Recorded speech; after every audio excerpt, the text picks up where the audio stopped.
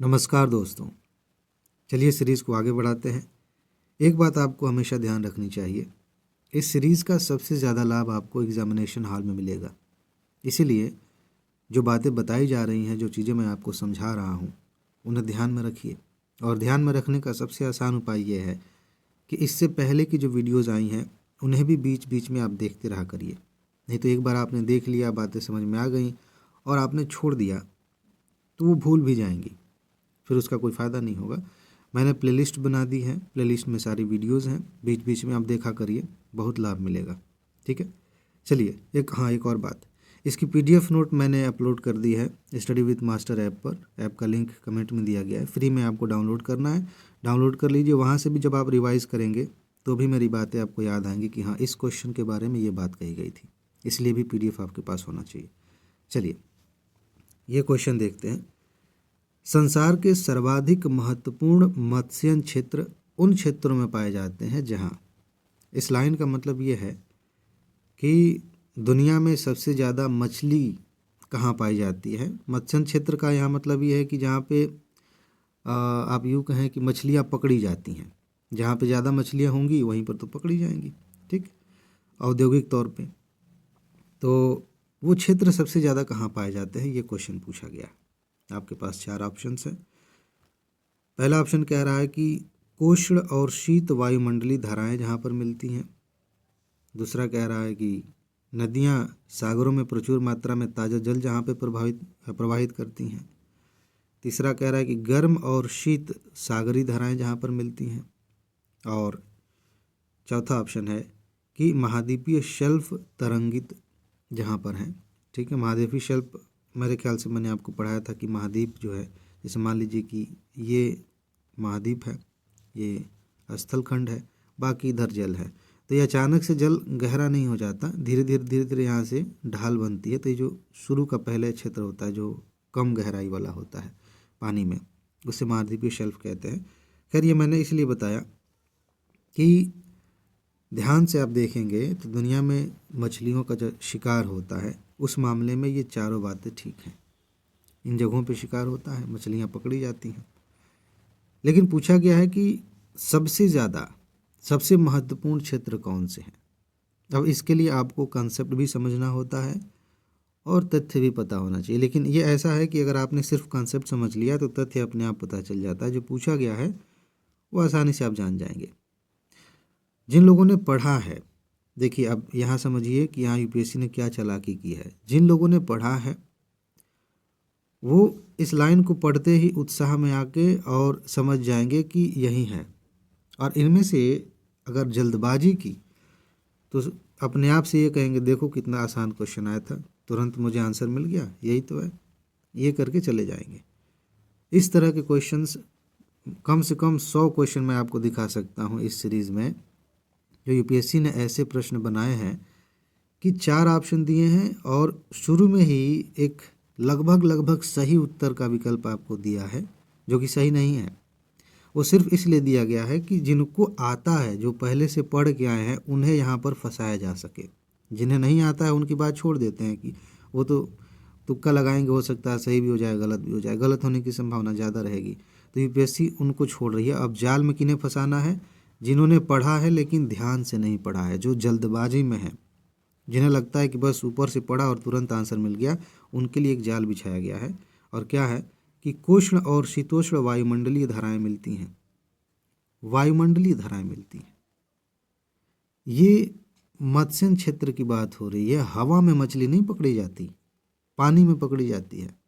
ठीक है, अब ये हमने समझ लिया कि गर्म और शीत धाराएं मिलती हैं, वहाँ पे मछली ज़्यादा होती है, उनका उत्पादन ज़्यादा होता है, मछलियाँ पकड़ी जाती हैं। वाह क्या बात है, मिल गया आंसर। चले, और इसमें हमने इस पर ध्यान नहीं दिया, गलतियाँ हो जाती हैं, ये बहुत आम बात है। इसीलिए इस सीरीज़ में हम उन बारीकियों को समझ रहे हैं जो सच में यूपीएससी लेकर चल रही है, जिसके आधार पर फंसाया जा रहा है, फेल हो रहे हैं बहुत सारे लोग।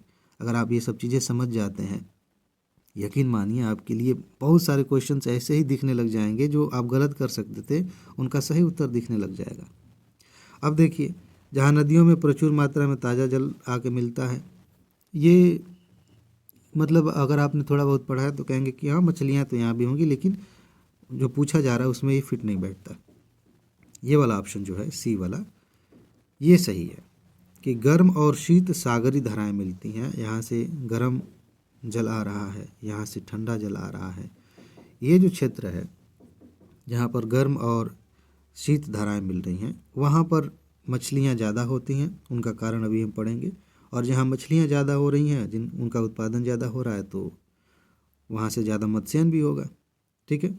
बाकी महाद्वीपीय शेल्फ जहाँ पे तरंगित हैं, नॉर्मली मछलियाँ यहाँ भी रहती हैं लेकिन और यहीं पे पकड़ी जाती है। जैसे भारत में ऐसा कोई शीत और गर्म धारा तो नहीं है, लेकिन मछली पकड़ी जाती है तो इस क्षेत्र में पकड़ी जाती है। तो इसके आधार पे अगर ज़बरदस्ती कॉमन सेंस लगाएंगे तो आप ये लगा के चले आएंगे सही उत्तर के तौर पे, लेकिन यूपीएससी कहेंगे कि नहीं नहीं, ये सिर्फ आपके लिए सही हो सकता है, हमने पूरी दुनिया की बात की है, संसार की बात की है, सिर्फ भारत की बात नहीं की। अच्छा, अब थोड़ा सा समझ लेते हैं कि क्यों सी सही है। मैं पढ़ दूँ एक बार आपके लिए। बात आपको समझ में आ गई है, लेकिन इसे समझाना है थोड़ा सा। देखिए, संसार के सर्वाधिक महत्वपूर्ण मत्स्य क्षेत्र उन क्षेत्रों में पाए जाते हैं जहाँ पर गर्म और शीत धाराएं मिलती हैं। ये ऑप्शन में था, हो गया। यहाँ पर प्लैंकटन बहुत पाए जाते हैं। कई बार ऐसा हो सकता है कि गर्म और शीत धाराओं की बात न करके आपसे ये पूछा जाए कि जहाँ पर प्लैंकटन ज़्यादा पाए जाते हैं वहाँ पर मत्स्यन ज़्यादा होता है। बिल्कुल ठीक बात है, तो वो सही हो सकता है। ठीक है। प्लैंकटन क्या है? एक प्रकार के सूक्ष्म वनस्पति के अंश हैं, छोटे जीव आप कह सकते हैं, और ये मछलियों के अच्छे आहार हैं, मुख्य आहार हैं। तो इसलिए भाई जाहिर सी बात है, इंसान भी बसने शुरू हुए होंगे तो उन्होंने देखा होगा कि हाँ हम बस रहे हैं तो खाना पानी मिलेगा कि नहीं। तो हर जीव, कोई भी जीव हो, वो कहीं भी वहीं सर्वाइव कर सकता है जहाँ उसके जीवन के लिए बेसिक ज़रूरतें हों, जैसे कि खाना, भोजन।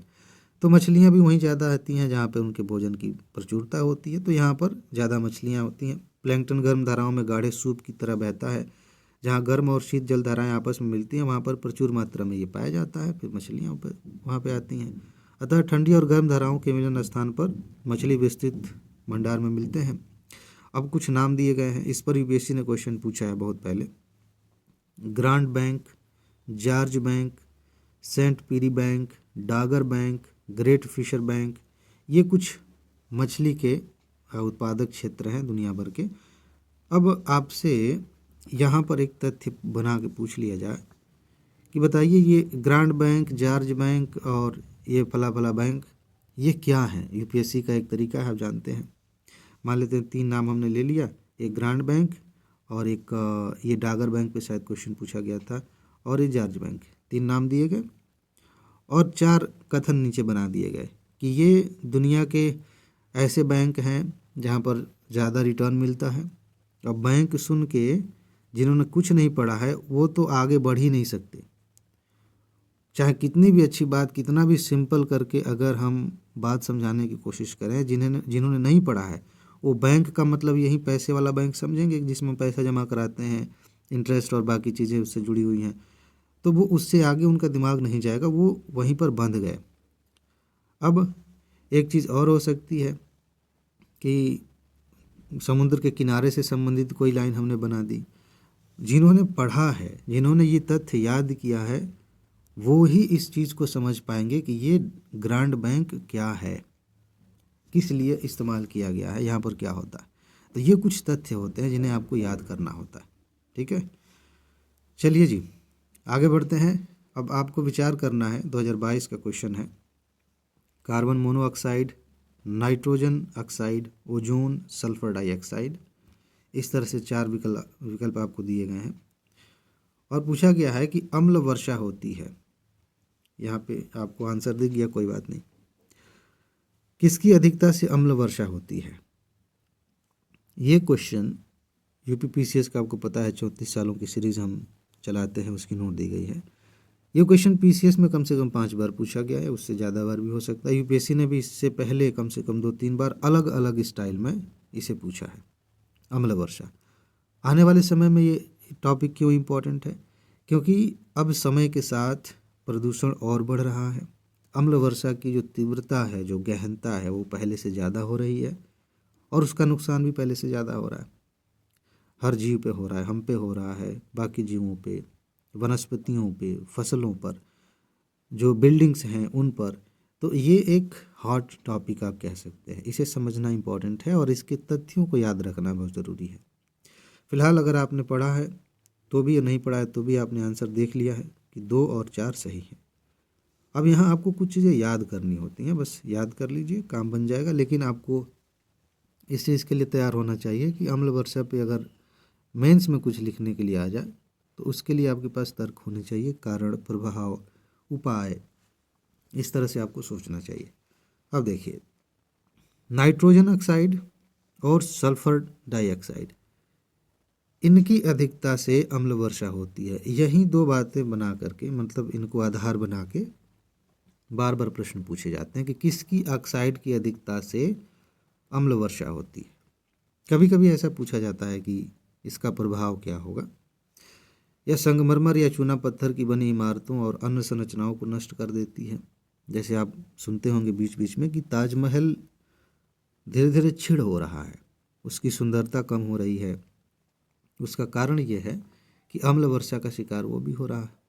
ठीक है, शिकार कहना थोड़ा सा ठीक शब्द नहीं है, अम्ल वर्षा का असर उस पर भी हो रहा है। ठीक, अच्छा, यह धात्विक पाइपों को संक्षारित कर देती है और विभिन्न रोगों के लिए उत्तरदायी होती है। अम्ल वर्षा जो है, ये जो धातु से बने पाइप हैं, जैसे लोहे का पाइप है, उनमें भी उनको छीड़ करने के लिए, जंग लगने के लिए बहुत सारी चीज़ें प्रोवाइड कराता है। वो चीज़ें होने लगती हैं, नुकसान करने लगता है।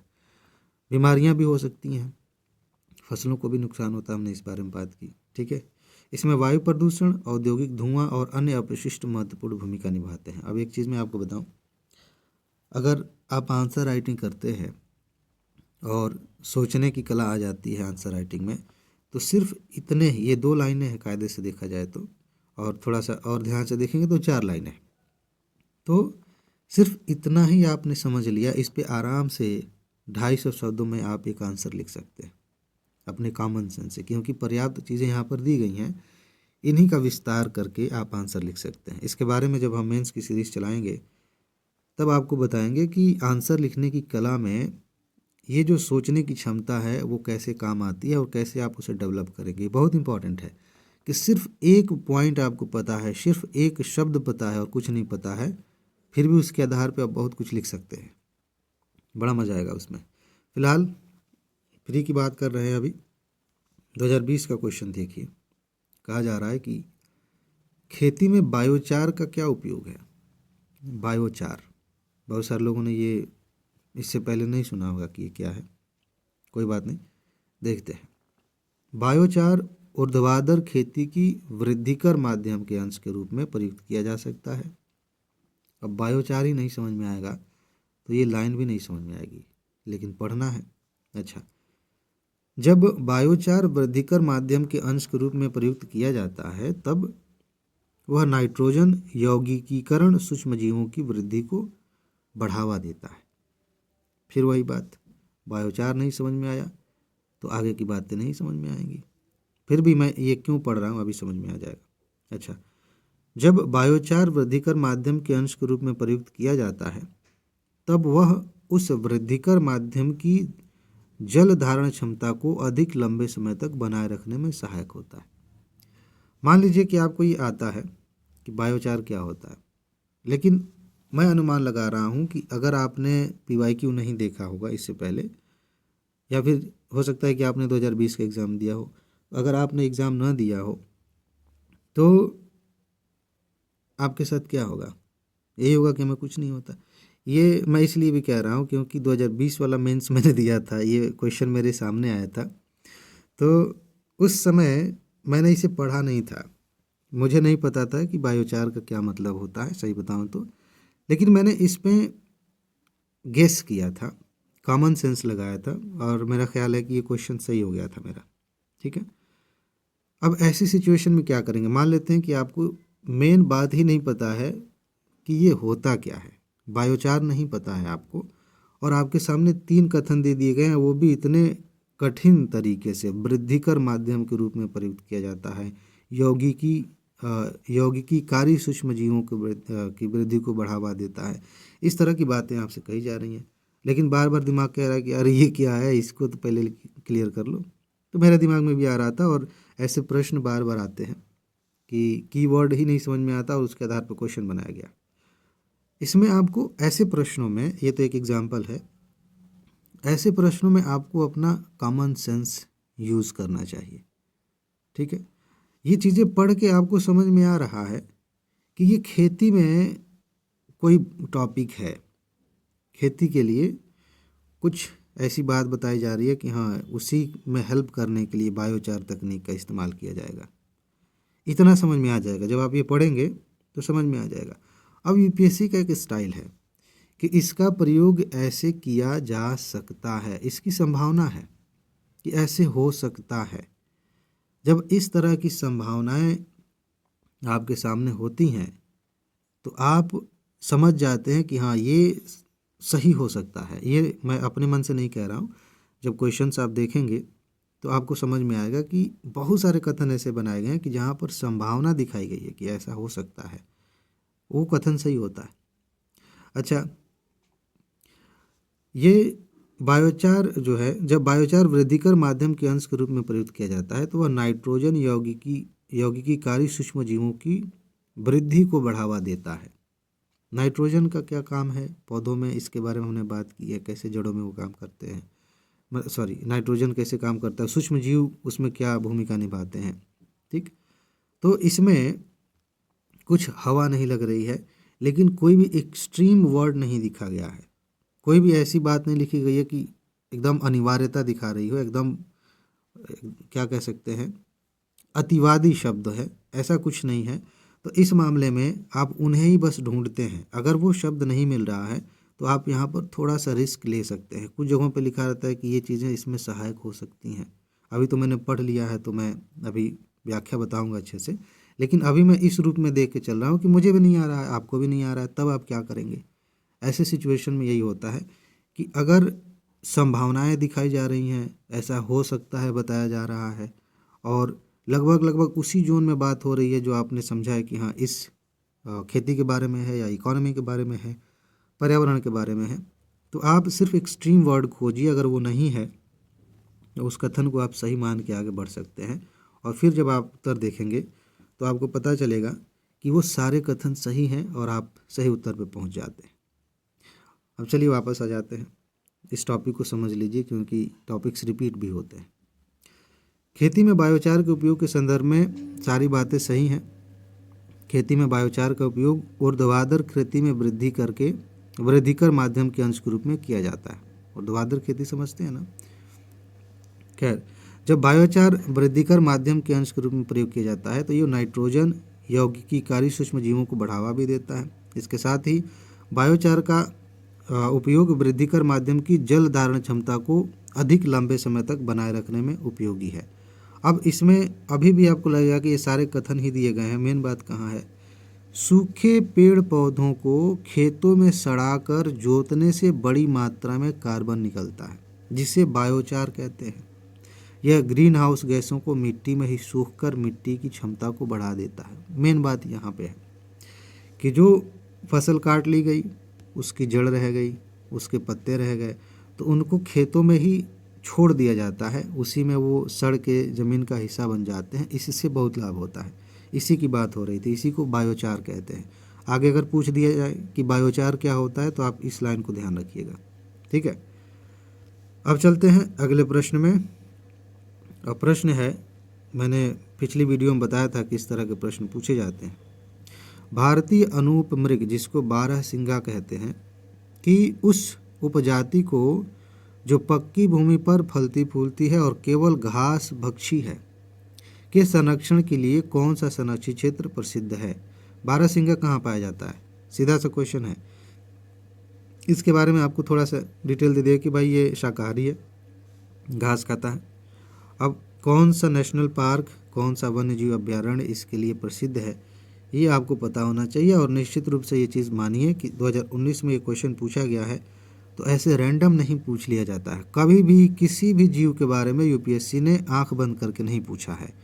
पक्का किसी न किसी कारण से या तो वो नेशनल पार्क या फिर वो टाइगर रिजर्व चर्चा में होगा, वो क्षेत्र चर्चा में होगा, या फिर खुद वो जीव चर्चा में होगा, तभी यूपीएससी ऐसे क्वेश्चन पूछती है। वरना लाखों जीव हैं, सैकड़ों की संख्या में वन्यजीव अभयारण्य हैं, टाइगर रिजर्व, नेशनल पार्क, ये सारी चीज़ें हैं। तो कहीं से भी यूपीएससी उठा लेगी तो उसका कोई महत्व भी नहीं रह जाएगा। यूपीएससी आपको परेशान नहीं करना चाहती। यूपीएससी ये देखना चाहती है कि भाई ये चीज़ें महत्वपूर्ण हैं, ये चर्चा में चल रही थी, आपका ध्यान गया कि नहीं यहाँ पे, तभी तो हम आपको सिलेक्ट करेंगे। ये बात ध्यान रखिए। अब बताइए इनमें से कौन सा क्षेत्र है ये याद करने वाला। अभी मैंने फैक्ट बुक दिया है, उस पर बहुत कम व्यूज़ आए हैं और मुझे इस बात की थोड़ी सी भी परवाह नहीं है, क्योंकि मैं जानता हूँ कि ये थोड़ा सा बोरिंग काम है। चीज़ों को याद रखना इम्पॉर्टेंट है, लेकिन बोरिंग काम है। कोई बात नहीं, उस सीरीज़ को मैं आगे बढ़ाऊँगा। उसकी नोट मैं दे रहा हूँ फ्री में ऐप में, उसे आप डाउनलोड करते रहिए और याद करते रहिए। एक एक करके याद करते जाएंगे, धीरे धीरे जब सब कुछ याद हो जाएगा तब आपको समझ में आएगा कि क्या कमाल की चीज़ हुई है। और जो लोग टाल रहे हैं वो टालते ही जाएंगे, धीरे धीरे चीज़ें इकट्ठी हो जाएंगी, लास्ट में वो कुछ नहीं पढ़ पाते। लास्ट में उनको लगता है कि इतनी सारी चीज़ें हैं, क्या पढ़ें, क्या छोड़ें, क्या याद करें, फिर दिक्कत हो जाती है। तो जब आप जाएंगे पीडीएफ डाउनलोड करने, तो फैक्ट बुक वाली सीरीज़ भी है, उसकी नोट एक दी गई है, आगे भी मैं दूंगा, उसे भी डाउनलोड करके याद करिए। फिलहाल इसका उत्तर आप बताइए। इसका उत्तर है ए, बारहसिंगा जो है इसकी, बाकी ये लाइन यहाँ पर लिख दी गई है, इसके लिए कान्हा नेशनल पार्क जो है प्रसिद्ध है, ये ध्यान रखिएगा। ये मध्य प्रदेश का राज्य पशु है। कान्हा टाइगर रिजर्व दुनिया का एकमात्र ऐसा स्थान है जहाँ हिरणों की यह प्रजाति पाई जाती है। ठीक है। अभयारण्य का जो शुभारंभ में 2017 में प्रस्तुत करने वाला भारत का पहला बाघ अभयारण्य बना, और इसके शुभंकर का नाम, ये सब चीज़ें उतनी इम्पोर्टेंट नहीं है, मेन बात आपने समझ ली। अब आते हैं इस पे, भारत में न्यायपालिका का कार्यपालिका से पृथक्करण किससे व्यादेशित है। ये मैंने जानबूझ के लिया है, 2020 का क्वेश्चन है। कई बार हम दूसरों की बातों में इतने खो जाते हैं, इतने बह जाते हैं कि हम भूल जाते हैं कि यूपीएससी का नेचर क्या है। कंसेप्ट पढ़िए, बेसिक अपना इतना क्लियर करिए कि बाकी चीज़ें ही भूल जाएं। इस चक्कर में हम कुछ बेसिक तथ्यों को ध्यान में नहीं रखते। ये लाइन पढ़ के आपको लगेगा कि ये पीसीएस का क्वेश्चन, अगर मैं ये नहीं लिखता ना, मुझे पता है कि बहुत सारे लोग इसी में से कमेंट करते कि सर आप यूपीएससी के नाम पर क्या दिखा रहे हैं, ये कौन सा क्वेश्चन आप, ये तो पीसीएस में पूछा जाता है। इस भ्रम में मत रहिए कि ये पीसीएस में पूछा जाता है, ये आरओ में पूछा जाता है, ये यूपीएससी में पूछा जाता है। आपको सिर्फ ये पकड़ना है कि यूपीएससी ने क्या पूछा है, किस पैटर्न पर चल रही है। हो सकता है कि पीसीएस लेवल के क्वेश्चंस भी आ रहे हैं, आते ही हैं। हो सकता है कि बहुत टफ भी क्वेश्चंस आ रहे हैं, बहुत ट्रिकी आ रहे हैं, वो भी आ रहे हैं, सब हम दिखाई रहे हैं। इसीलिए किसी भी पक्ष को हल्के में नहीं लेना। आपको अगर पूरी तैयारी करनी है, सिलेक्शन लेना है, तो कंसेप्ट भी क्लियर होना चाहिए और सारे तथ्य भी याद होने चाहिए। जैसे ये सिंपल है, मुझे पता है आपको इसका आंसर पता है। ये किस में कहा गया है भाई, उद्देशिका में, नीति निर्देशक तत्व में, 7वीं अनुसूची में, या फिर परंपरागत व्यवहार द्वारा ऐसी बात की गई है। तो ये तो आप करेंगे नहीं, इन्हीं में से आप करेंगे। चलिए, इसका उत्तर भी है, भारत में न्यायपालिका का कार्यपालिका से पृथक्करण राज्य के नीति निर्देशक तत्व में ये बात कही गई है। अनुच्छेद 50 राज्य की लोक सेवाओं में न्यायपालिका को कार्यपालिका से पृथक करने के लिए कदम उठाएगा, ये कहा गया। ठीक है। अब जाइए, इसकी नोट को डाउनलोड कर लीजिए। बाकी पीडीएफ नोट दी जा रही है। आप जानते हैं यूपीएससी में कट ऑफ से ज़्यादा क्वेश्चंस लगातार आ रहे हैं, पीसीएस में आ रहे हैं, मैं बार बार सबूत दिखा रहा हूँ। तो आप चाहें तो नोट ले लीजिए, अभी समय है, आराम से आप तैयार कर लेंगे, बार बार रिवाइज कर लेंगे, प्री निकाल लीजिए, फिर मेंस में मिलेंगे। ये व्हाट्सएप नंबर है, इस पर आप मैसेज कर दीजिए, आपको नोट मिल जाएगी। ठीक है जी। तो आज बस इतना ही है। अपना ख्याल रखिए, खुश रहिए, मस्त रहिए, मुस्कुराते रहिए, जल्दी से सफल होइए और ज़िंदगी को एंजॉय कीजिए। आगे मिलते हैं। नमस्कार।